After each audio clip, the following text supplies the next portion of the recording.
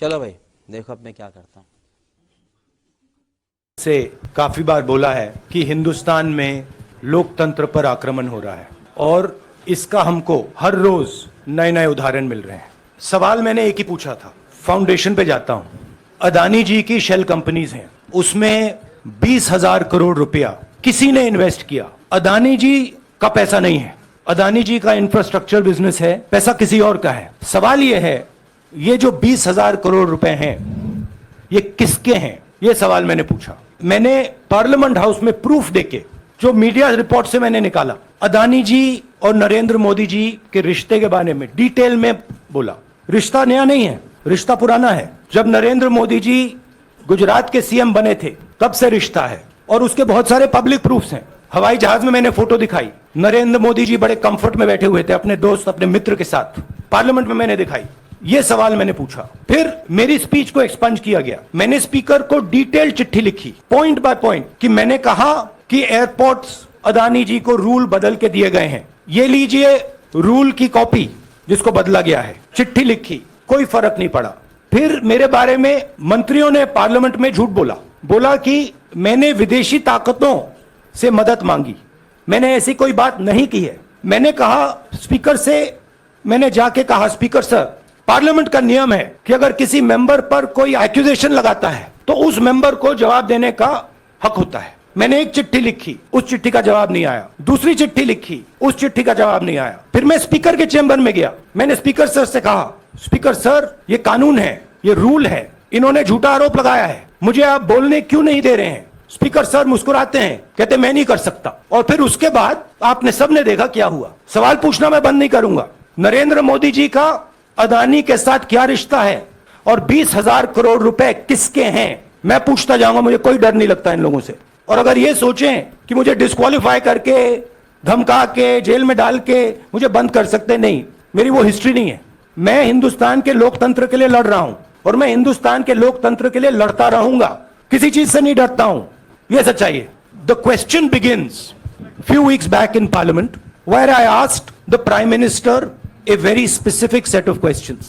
Question number 1, 20,000 crore rupees or $3 billion are in shell companies owned by Mr. Adani. Mr. Adani could not have generated this money. He's an infrastructure business. Where did this money come from? Whose money is it? That was the first question. Whose shell companies are there? These companies are working in the defense field. Why does nobody know whose money this is? There is a Chinese national involved in this. Why is nobody asking the question, who is this Chinese national? That was the first question. Second question was, set of questions with proof were, what is the Prime Minister's relationship with Mr. Adani? I showed a picture of the Prime Minister and Mr. Adani's plane relaxing. I gave documentation about the defense industry, about the airports, about statements made in Sri Lanka, about statements made in Bangladesh, pictures of Mr. Narendra Modi sitting with the State Bank chairman in Australia, and I put this proof on the table. Immediately after that, the BJP started its work. My speech was expunged. I wrote a letter to the speaker with a detailed explanation on the defense industry, on the airports, with press clippings, supporting documents, legal documents, and said, this is the supporting foundation of my speech. I have not made this speech, I have not invented this. This is detailed research, here it is. Nothing happened. Nothing was revoked. My speech today is not part of the record of Parliament. The same, by the way, was done with Mr. Kharge.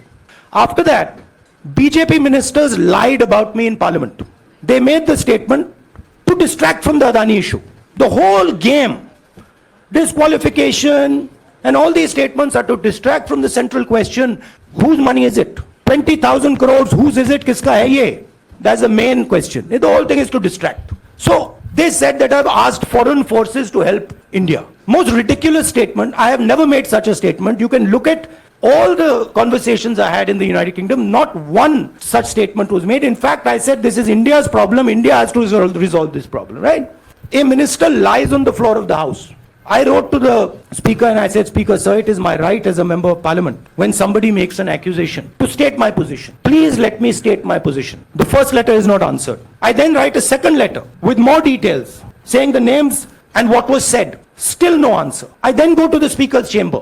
And I say, Speaker, sir, what is going on? We live in a democracy. You are the defender of that democracy. Why are you not letting me make my statement? The Speaker smiles and says, I cannot do that. Come and have a cup of tea with me. So this is the whole drama that is being orchestrated to defend the Prime Minister from the simple question. Whose 20,000 crore rupees, whose $3 billion went to Mr. Adani shell companies? I am here defending the democratic voice of the Indian people. I will continue to do that. I am not scared of these threats, of these disqualifications, of these allegations, of these prison sentences. I don't care. I'm not scared of them. Okay? These people don't understand me yet.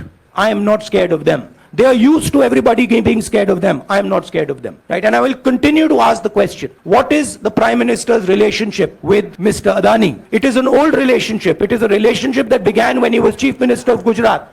Mr. Adani constructed the idea of Resurgent Gujarat, organized all that. This is a partnership. It's a close partnership. I'm going to keep asking that question. Rahul ji, मैं मोहित दुबे हूं। मेरा सवाल यह है कि आप शहीदों के परिवार से आते हैं।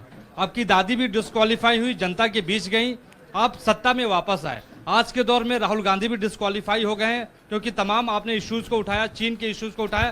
क्या राहुल गांधी भी जनता के बीच में जाएंगे और वही वापसी फिर से करेंगे? राहुल गांधी भारत जोड़ो यात्रा में 4.5 महीने जनता के बीच में रहेंगे और वो मेरा काम है, वो मैं करता जाऊंगा। आज के हिंदुस्तान में पहले राजनीतिक पार्टियों को सपोर्ट मिलती थी, मीडिया से मिलती थी, बाकी इंस्टीट्यूशन से मिलती थी, वो नहीं मिलती है। तो ऑपोजिशन की पार्टीज को एक ही रास्ता है, जनता के बीच में जाने का। हाँ जी अनवर सर, भारतीय जनता पार्टी ने आप पर ओबीसी समुदाय के अपमान का आरोप लगाया है, इस पर आप क्या जवाब देना चाहेंगे भारतीय जनता पार्टी को? मैं पिछले भारत जोड़ो यात्रा में आप मेरी कोई भी स्पीच देख लीजिए, मैं वहां कह रहा हूं सब समाज एक हैं, सबको एक साथ चलना चाहिए, भाईचारा होना चाहिए, नफरत नहीं होनी चाहिए, हिंसा नहीं होनी चाहिए। तो मेरी पोजीशन बिल्कुल क्लियर है। ये ओबीसी का मामला नहीं है, ये नरेंद्र मोदी जी और अदानी जी के रिश्ते का मामला है। 20,000 करोड़ रुपए जो अदानी जी को पता नहीं कहां से मिले, उसके बारे में मैं सवाल पूछ रहा हूं और उसका जवाब चाहिए। बीजेपी ध्यान को भड़काने की कोशिश करती है, कभी ओबीसी की बात करेगी, कभी विदेश की बात करेगी, कभी कुछ और बात करेगी, कभी डिस्क्वालिफिकेशन की बात करेगी, मगर सवाल यही है 20,000 करोड़ रुपए, $3 बिलियन किसका था? और वो अदानी का पैसा नहीं हो सकता। संजय मिश्र, आपने कहा आप डरते नहीं हैं, लेकिन स्टेट के टारगेट पे हैं और स्टेट आपके खिलाफ है, पूरी स्टेट, पूरी मशीनरी आपके खिलाफ है। ऐसे में आपके सामने चैलेंजेस बहुत बड़ा है, तो रास्ता क्या है, रणनीति क्या है? देखिए भैया, चाहे स्टेट हो चाहे कुछ भी हो, मैं सच्चाई को देखता हूं। मुझे और किसी चीज में इंटरेस्ट नहीं है, मैं सच्चाई बोलता हूं। राजनीति में ये फैशनेबल बात नहीं है, मगर ये बात मेरे खून में है। मैं और कोई रास्ता निकाल ही नहीं सकता हूं। तो मेरा काम ये है, ये मेरी तपस्या है, जीवन की तपस्या है, उसको मैं करता जाऊंगा। चाहे मुझे डिस्क्वालीफाई करें, मारे पीटे, जेल में डाले, मुझे कोई फर्क नहीं पड़ता। मुझे अपनी तपस्या करनी है। इस देश ने मुझे सब कुछ दिया है, प्यार दिया है, इज्जत दी है, इसलिए मैं ये करता हूं। राहुल सर, बात तो सही है। दौड़ना तो पड़ता है। उसके धंधे के बारे में